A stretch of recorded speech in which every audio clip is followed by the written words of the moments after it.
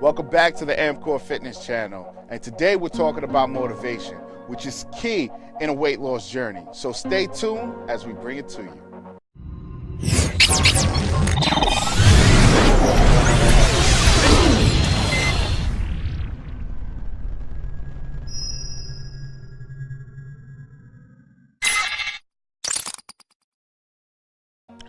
Motivation, simply put, a force or an influence that causes somebody to do something. What makes you get up in the morning? What makes you go to work? What makes you do the things that you want to do? What makes you want to lose weight? This is a key element in terms of a weight loss journey. Why? Because when you're getting to the points where you start to become demotivated, or you don't want to go to the gym, or you don't want to work out, or you don't want to eat right, you have to feed off your motivation in terms of getting you to keep on going. It's a struggle. It's a mental struggle every day, but it's attainable.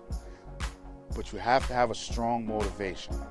And people have different things that motivate them in terms of wanting to lose weight. Some people, it's because they just simply want to be healthier and they're at health risk. Some people want to look good when they go to the gym or when they go to the beach. You know, some people do it for many different reasons. Did I mention to look good? But anyways, you know, finding out what motivates you to wanting to lose weight is going to make it that much better for you to accomplish your goals. Because simply put, if you just decided one day I'm going to lose weight and you have nothing pushing you or motivating you to keep on going, you're going to eventually stop. And the main reason I actually made this video today was because it's a storm outside. It's snowing like crazy and I'm cooped up in the house. So I didn't want to do anything. At that point, I was like, I don't have to train nobody. I don't have to go to work. I don't have to do anything. So pretty much I might as well just sit here, toss on Netflix, you know, warm up a pizza and then call it a day. That's simply what I really wanted to do. But I couldn't do that. Why? Because I have a drive and I have a motivation in terms of getting me to lose this weight. And simply put, it's my kids. It's my kids. You know, in the past, in the days, you know, there was a few times I'll gain weight or whatever the case may be. And it used to be my ex-wife, you know, used to motivate me, you know, my friends, you know, them going to the beach, you know, having the six-pack, and I was like, damn, nah, I can't be over here looking like that. But at this given point in time in my life, it's my kids, my children. And the main reason is because I don't want them to grow up with me not being at my best.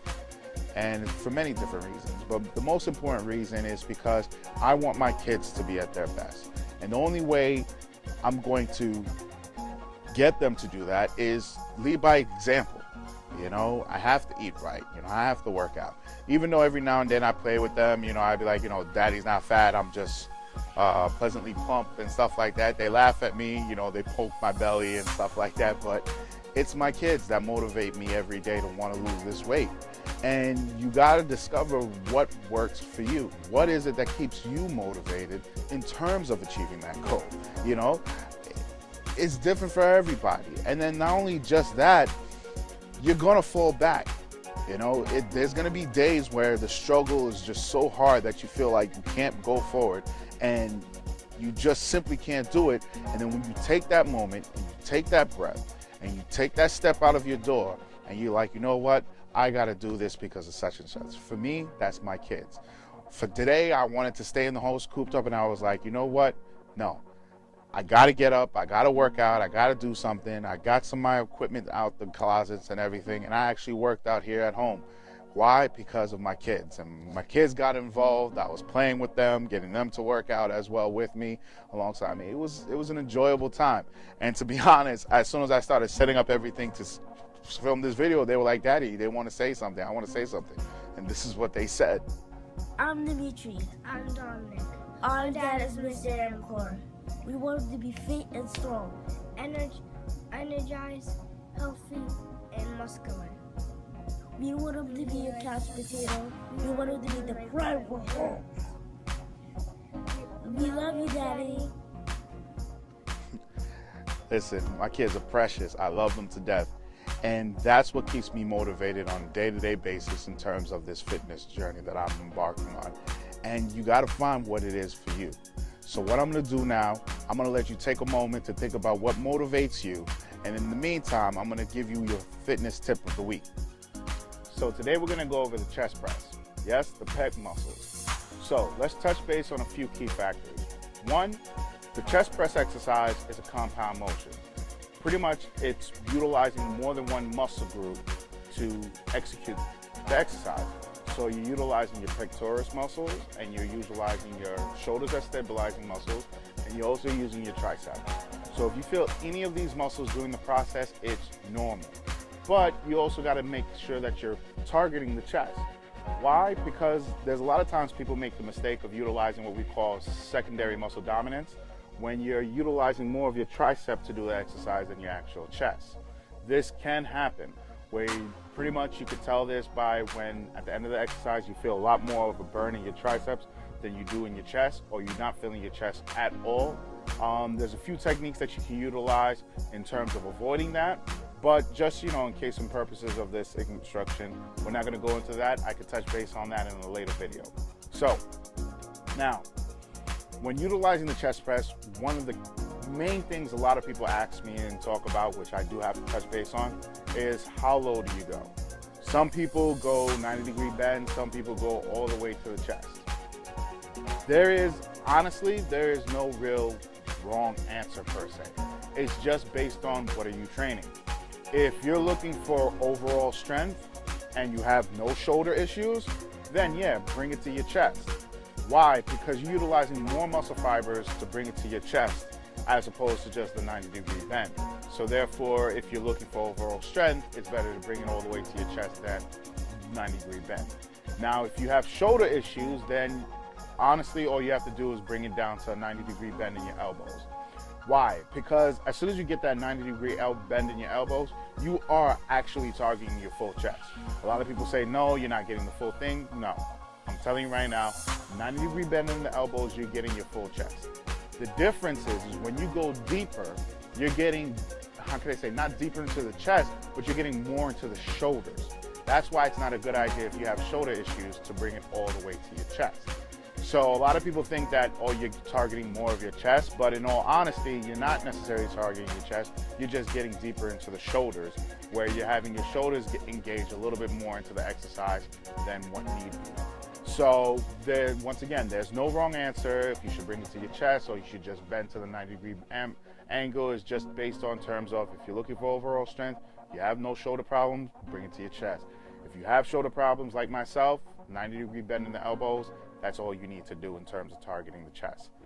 Now, when doing the chest press, there's only 4 ways you can work out the chest.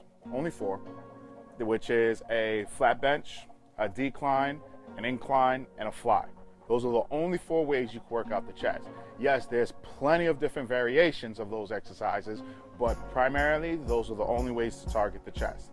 Now, why do you have the different variations? When you're doing an incline, let's say for instance, if you're looking for girth in the chest, pretty much what you would focus more primarily is an incline, where you're doing an upward motion just like so to focus on the girth of the chest. If you're looking for width, a flat bench would focus primarily on the larger motion of the chest, which would be just like so. Now, if you're looking to focus on the center portion of the chest, then you would look to be doing a fly, when the center portion of the chest is developed a little bit more. Now, if you're looking for the lift, that little cup underneath, then you would be doing a decline, focusing on this motion to get the cup underneath the chest.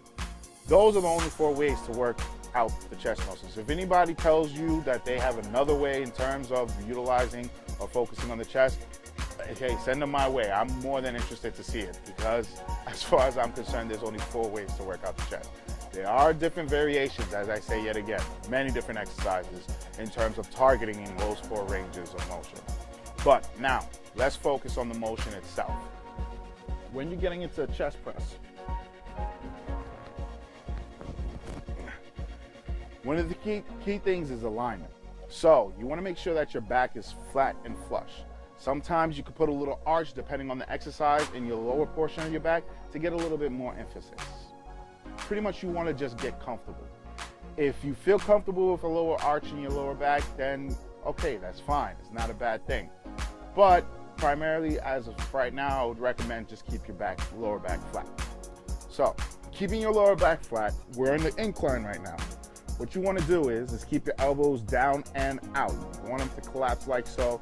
You don't want the waist outside just like this. You want to keep your elbows back, shoulders down. Don't get in a shrugging position, because that's going to incorporate a lot more shoulders. So keep your shoulders down, elbows out to the side, weights directly over your fist. Now, if you have a bar, it won't necessarily be as hard, but with dumbbells, it's a little bit different. Now, what you want to do is breathe out, flex through the chest as you come all the way to the top.